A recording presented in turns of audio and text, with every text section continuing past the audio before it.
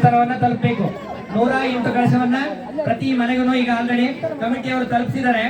108 ಕಳಶವು ಈಶ್ವರನ ದೇವಸ್ಥಾನಕ್ಕೆ ಬಂದು ಈಶ್ವರನ ದೇವಸ್ಥಾನವನ್ನ ಪ್ರದಕ್ಷಿಣೆ ಮಾಡಿ 54 ಕಳಶವು ಸ್ವಾಮಿ ಅಭಿಷೇಕಕ್ಕೆ ಹೋಗುತ್ತೆ.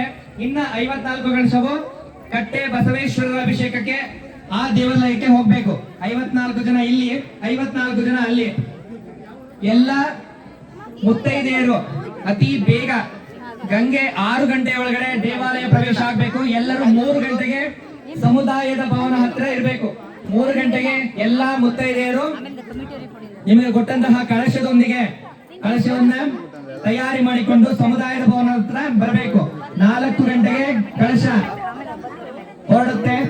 ಅಷ್ಟರಲ್ಲಿ ಎಲ್ಲಾ ಪೂಜಾ ಕಂಕಣಗಳು ಮುಗಿದೋಗುತ್ತೆ. 3 ಗಂಟೆಗೆ ಎಲ್ಲಾ ಮುತ್ತೈದೆಯರು ಎದ್ದು ಕಳಶದೊಂದಿಗೆ ಅಲ್ಲಿ ಹಾಜರಿರಬೇಕು. ಕನ್ನಡಿ ಕಳಶ